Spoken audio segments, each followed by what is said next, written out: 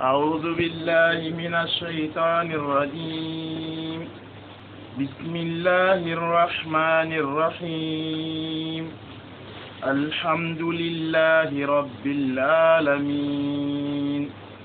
الرحمن الرحيم مالك يوم الدين إياك نعبد وإياك نستعين اهدنا الصراط المستقيم صراط الذين أنعمت عليهم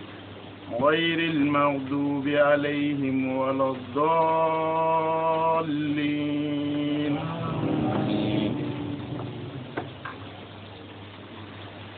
أعوذ بالله من الشيطان الرجيم. بسم الله الرحمن الرحيم. تفسير سورة الفاتحة. كيني سورة الفاتحة تفسيرين يكوا على دارو ودا درسك الجوبا ودا دارو مثلا ونيا أعوذ بالله من الشيطان الرجيم يا كما لنكي أخرى غرينيا أنا هن مثلا بسم الله الرحمن الرحيم قد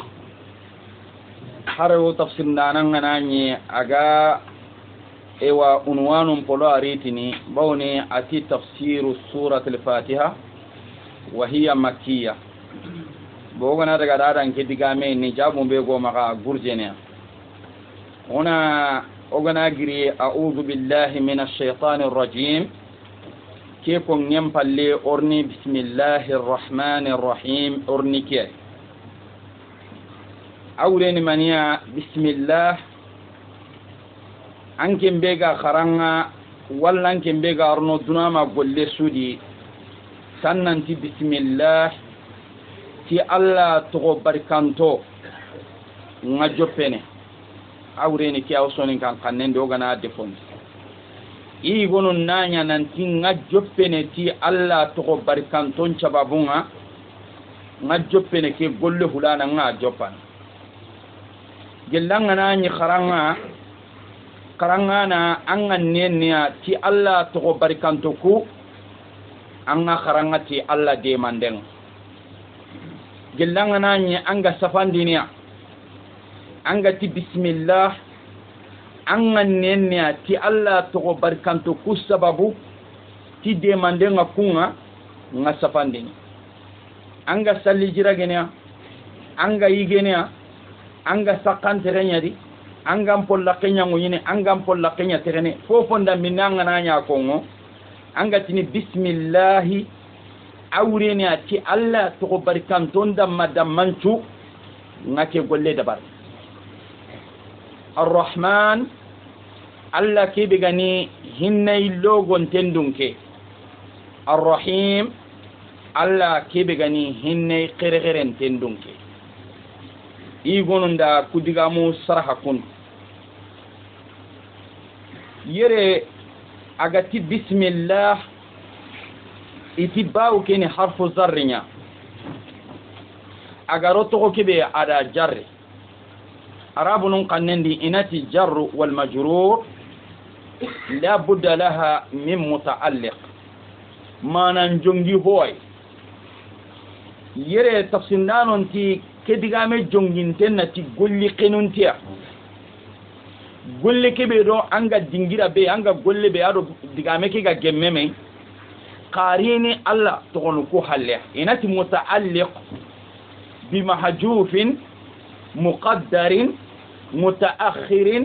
مناسب للمقام عربين قلني ناريتي نكوندو يوسف دكري أنا دوي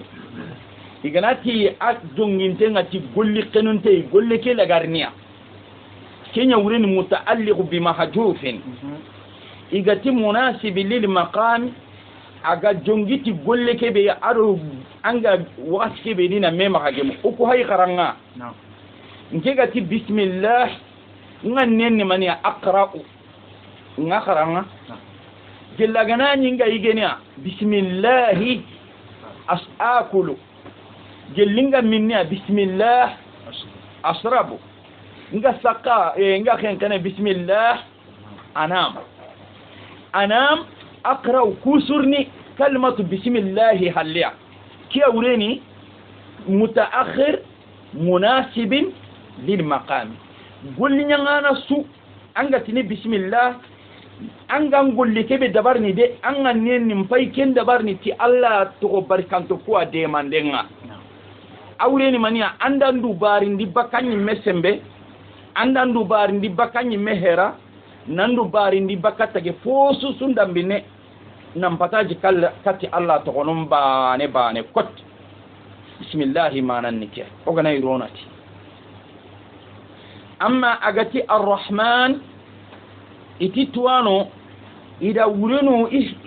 ifahamiunda wurenu ngabonya mundu kudiga mu hilya kalmatu arrahman ado arrahim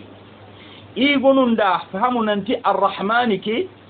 ki huwa arrahman bi jami'i khalqihi ani hinna nan titage fonunda madam mancui arrahim ani hinna nan bil mu'minin ti mu'mininu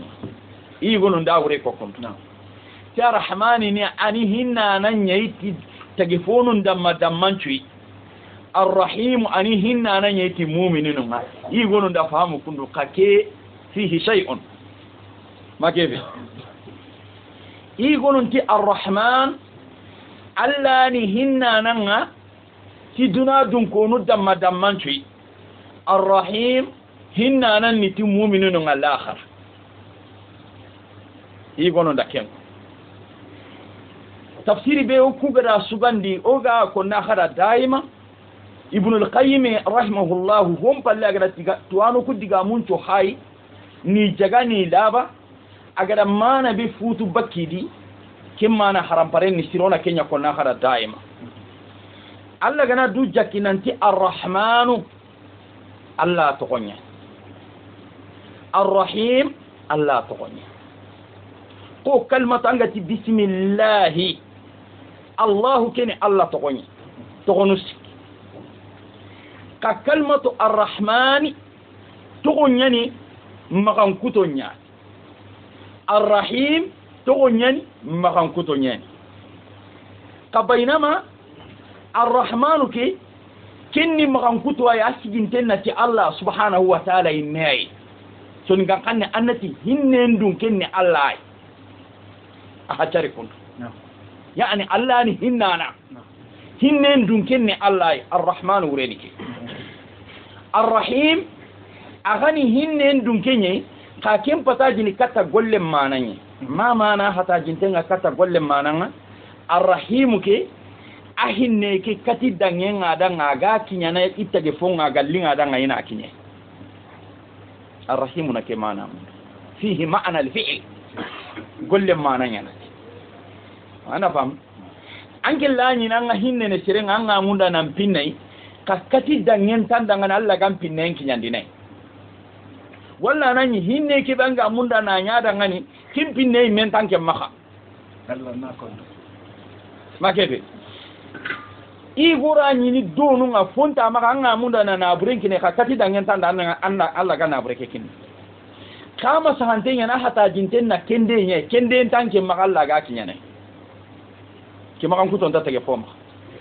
Allah ahinne dun kenyani na kati danyen kada ngani ahinne ki aga munda ina kinyandi komebe an ngana ni jinno ko nyada wati nyandi nan an ngana ni donga nya wati nyandi nan arrahim nikiya agati Allah iti hadha alamun ala dhati alkamil alwajib alwujud kalmatu Allah ogati bismillah Allahu ke kini toy aga jati kama jati ke be gani makan kutu timman tendunke nada khaide kharlem kalmatu Allah to nyani aga jati kama kenni koy Allah subhanahu wa ta'ala ken jati yani makan kutu timman tendunke kalmatu Allah tuano nyugonuri nanti mustaqu heti otu anu lida sagandi ndenye kama itakanta arabin kannen Allah mustaqunya ma mana mustaqu abore baka huy way kalma ki mana yuwanati talbe gana tan ngani mustaq awre hitinan ti ho igwano ngana kin muti bakka ke ngade awre ni amana igwana digame ke parce que Allah ala silinni al ilah oga qur'ana ke timandi no da ke kakada Allah arabin qanni ala silinni al ilah anike al ilah wurin mani al arabun qannindi al ma'bud batifo al ilah ida hamza ke kutubaka no ngani igara hamza ke kutubaka no ngani maninya al lamu nuku hilida men al ilah hamza dinaka igara hamza ke kutubaka no ngani lamu nun pilida men ora maninya ora lamu han kibi gani al ora toni la ke lamundi anya musaddada mamanya lamu khotenga kinyi hanga tini Allah ama ngade saddanya ne alaysa kazalika muhammad ma kama ngariya ama wari agara wari hadha huwa lasilni al ilah batifo tokoki ureni tokoki haiki al ilah ureni batifo qarabu ni gamunda na tokoki nyondi ida hamza ke buguno ngani lasilindi lamu num pilida menyi da lamu bane ke to ni bane ne anya Allahu Allahu ke wure ni keta batifo to wani arono Allah bane koti aka mantar no fota na kam to wani Allah to su gayi arni ke to wa magankutu ke to gonta fota na magankutu arabin kani anta tini arrahmanu arrahimu Allahu anta ke muku arabin kani أنتني الكبير المتعالي الجليل الله أي أنتني الله الرحمن الرحيم الله الجليل الكبير أنا أقول أكيني الله تقبلنا بل قال بعض العلماء توانا يقولون هو الاسم الأعظم أني الله تقولني مي كمين أنا يمونا الله غيرتي تقولنا تنا غيرتي كلمة الله ke al-ilah uta ureni arabunun kannendi al-ma'budu ma'budu ureni mani oso ni kannendi batifo alla gadu ko inoy bismillah joperanga ajonge na ko inanti annanti anga jopene ti alla to barkantenchu susu kasu jati ginikanga to ko kebe gani dangani ko batifo bismillah al-ism al-a'zam قلت أنت أنا جبنا الله هو أنت بسم الله تاني أوليني الله تغور كيف كانوا غني أغني تاغمان كينا الله تغنون شوغا ما كان كتونو تانا جوبتي كينيا الله أوليني ماني أكان توندو مندي نانتا أني باتيفونغا ما فوتنا باتو كافيني الرحمن أوتي ما كان كتونو يانا غالي أسيجين تنغتي الله hinne magan kutonya ni arrahim agani hinne magan kutonya kamanna kendi kati dangenga adanga agi hinne ke kinyandi ni kata komenga agallinga adanga agara ere fam hada mari mangana ti bismillahir rahmanir rahim manna kumana no fama dia bismillah ti allah to barkanten su nga karanga osoni ngangane ti allah to barkanten su ngaygene ti allah to barkanten su nga kenkene nga safandini nga gid ito sariyanga ado unya mari oganani golle so sundambine dabarni ona bismillah ke ona kode aga tafsirna nga ada digamun kai no kunebe nga kafa kama gatanni aga tafsirna ke da rondi parce que aga ganin toni kan kanne ke fahamu mata gara ngani ti allah to nta gara ngani ti allah to kono soni kan kanne ke dinna ke akon ti Allah to konu mati Allah to anken kai ya hinya ismillah ism ma Allah mati bi asma'illah njegara hatari ti Allah to konu mani sababu ndangani parce que iti mufradu nyani ka mufradu ke idafa awre ne maqsadu ngayre to anu ngade hibi hamu tankim na do Allah to kontu su swai usta yangana yi kharanga am fata jintinga Allah togonga Allah be gani alim an fata jintenga katti Allah togonga Allah kebe gani qadir an fata jintenga katti Allah togonga Allah kebe gani al-wahhab an fata jintenga katti Allah togonga Allah kebe gani al-basit makefe angane ho honda minne dabarni Allah togonu kudi hini gono anano anke fata jintenya na kunga anande o sariya do o kanendi bismillah ko ngenga finda madaman tuadi o ganani sefe jopana onanti bismillahir rahmanir rahim o ganani golle jopana onanti bismillahir rahmanir rahim golle sosu sefe sosu annam polla kenya munyi qul bismillahir rahmanir rahim anta kante lenyadi qul bismillahir rahmanir rahim igande nyana maga pommu nyana maga ngarno lakenga qul bismillahir rahmanir rahim itangana bismillahir rahmanir rahim koko itimana no hillana nonga am pakelenna kum mana nonga mana hanan nikanga anna tunanti Allah fonnan kira kan ngane haga dine ma gore anyanda ngane danga ke gande igana ko makefe haga dine ma gore anyanda ngane jella gana nyi gande nye anga igande ke igana aga ne wonan kannendi aga ta tora kinyana Allah ne ma gore ana ga ile na igande ke kayan dangani anga daki anan cimmandi Allah ne manu hillandin ni kan aga danga ti bismillah anga simme Allah sariyanga da mundu nan tan na igande ke mundu mo gombe walla na igande ke golli mo gombe anna golli kundu gella gana nyige nyanga na igene sunna gatan na nyige mo gombe ige pundu gella ngana nyi minniya minneni e sunna gatan na mini mo gombe anna mini pundu ola da minnuku ola da nyige ko anna ku ngara gella ngana nyanga bismillah kebe anga da ko na jiran kollen tinge dalla kenga anga ti bismillah anyi meda ko yino ngani nanti Allah ne mayin kam make jikita ndendi Allah ne make dangiyan palle ka kadi jike mini mo ko adin nyamari na mini mo ko wa nabi nyimenga sallallahu alaihi wasallam atogo na jimmi no ma jinda e mpangi hangi ka to korenga ko nan to ka kudda kuddana ona ma ka kenda bari gillora gana yoga dan ona jike mini tanu sikino kon magebe angana jiran ko lella Allah ka angana ti bismillah anna kolmane mini summa abini li inaa anfik kimbirenga anna jiran ko leke bagal lakenga anna himpan anna illerna lakenga anna mini anna jiran ko leke bagal lakenga anna himpan anna illerna lakenga anna mini kangeta simo ko kortin take dangan angana igo ke tirindi nanta demuna ke dabari ba ibirendi nantina ke sunna tatbiq amma dabari abada aga farenda ko hadith ke ntatu ma sa hanteni qari diga muy gon ki la ta ubul ma'a abban fa innal kubada min al abd maga to ji khona ma to son ga kay tinna khudda khudaba ko i gon hay minni mo be ha na khudda khudda anabi nyimen do ka bakenga ati bawni hubi gani hurtunga tenya anga bakitene kenya dangiro go adi gatina arabun gatina da alkubat akitene har mari min ga jim forcenta minni maka da bari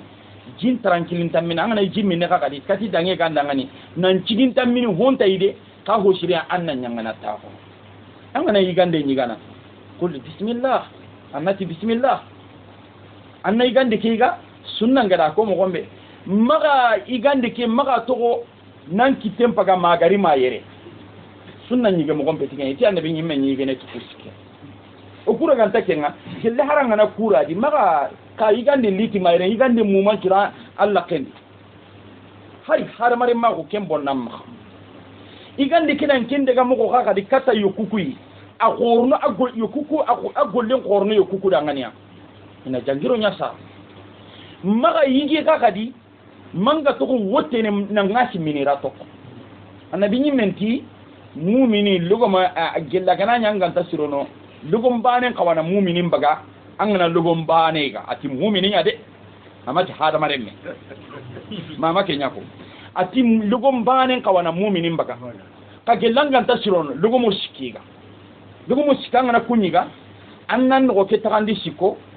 bane ngakenya anda yigande nyiga yigande be gan cikindi bane minnen cababunda ngani bane yonkira ngare yen cababunda ngani allati kulu washrabu wala tusrifu iti ke sahantenya na doktor lanu igoni nanti jang kome kende den chaharen turono ke digame adi kayige khammini ka kamaga temperandangi ige ndi kamaga temperandangi minnendi parce que Allah ga to ma temperandangi hoy go ananonga ana jangiro nyasa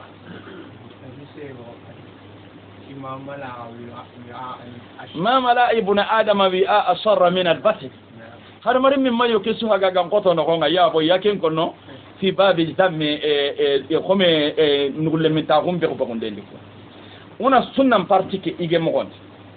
هو النبي من داكو حديث كيف في صحيح البخاري من حديث جابر بن عبد الله ننتي الله فارين جابر صلى الله عليه وسلم ننتي إذا استجنها الليل أو إذا كان الليل حديث كيري صحيح البخاري دي تيتغامو الله أتي إذا استجناها الليل أو إذا كان جناح الليل أو رين من ننتي ورونغنا جونكوي فارنتي ورونغنا جونكوي ها ورونغا كنولينا فكفوا سبيانكم قراغل من بوتنونغا قديرك فإن الشياطين تنتشر حينئذ كارم كوني كي قول لكم مترون انا كني هنا تلمونو نانتاو ما ترسم كين دبرنا جاغا حديث نينا نون حديث كندنتي اغا صحيح البخاري ننتي اذا استجناها الليل فكفوا صبيانكم فإن الشياطين تنتصر حينئذ شيطان نون تانكنا كيم فقط يتي شيطان نون غسانكني كيم فقط يا صحيح البخاري كسر حندانا ابن حجر فتح الباري النغون أتي ابن الجوزي انتي فارنجة تي شيطان نونغا سانكني كيم فقاتي هنا لمن اللغا أتا سببوني منيا أتي بوني كيم فقاتي نانيني لمن مغنطوني ني خلوهك إكرا سانغانا شيطان نونغا يكون كان سمبن كتانا هي مغنطي نيادي إنا سمبن كتانا في نيغون تنيادي ke e wurunka gana ruwani kaka di ga semben kitana yi gollun nyangen no konti kembire ngai gana lemun kum megante nyi do kille ngatani ire wajongi ni lemine go ga hopure nyana yo ke sababu ndangani anabi nyimenti wurunga na jonko ino onan ti lemun ndanga enantaw ibate ati faida zahaba sa'atun min al-isai faqulluhum leri bani haqqi gana dangi wuron danken kiyeke tannen palle tanni agati leri nki anti leri awre na wakati ne gana dangi gutro ke wakati nga dangi tanni kembere nga ke to ora yi walla e gasanga nda simo ko sunyi ke akamade wuron na jonko ina tilemun danga kata ko gutro nyen kata ko futuro nyen gutro ke wakati nga dangi tanni ini wala ina sank hadis kende tenya nay ko ga mire tanara di ko hi tanade ka hadis kende tenya na akam bo annabi nyimme ngara kendi game ko ati wa akhliq babaka wazkur isma Allah kimbira ngaketa wurondi angana ni saka annam polla kente ke angana polla kente kan annati mani wazkur isma Allah annati bismillah magebe mako holla kenya kulunga tane nam palle koy ha isa o gane holla ko kutegane qul bismillah anna polla kente ati wa atfi misbahaka wa qul bismillah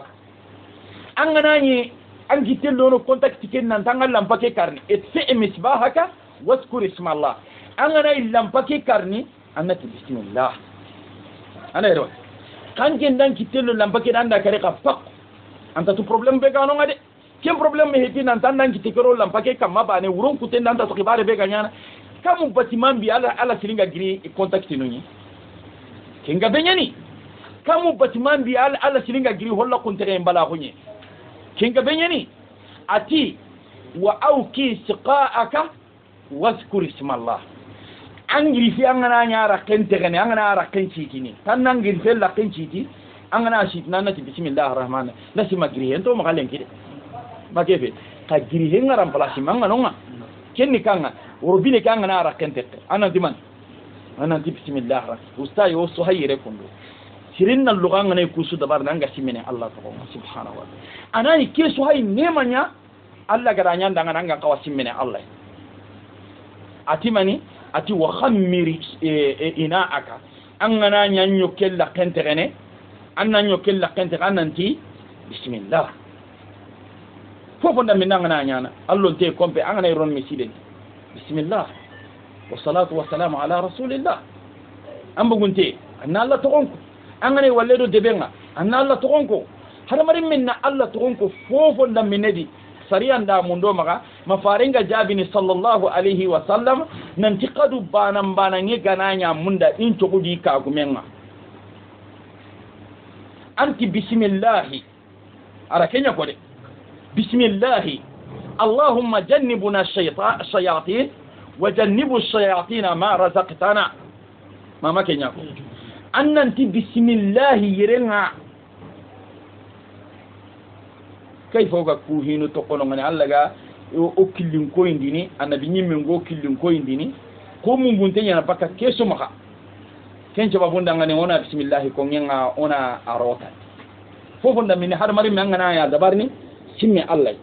annati bismillah allo je angol nyankandi annati bismillahir rahmanir rahim angara kutogonu beruko annati to ni re murundini ku kamma golle ke no gondi barke warno golle kedi an golle ke no gonda anga kisni higabe nyangenga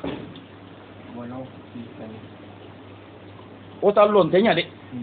o mata na ko no gonde tuna ma fo fa jope kenni ken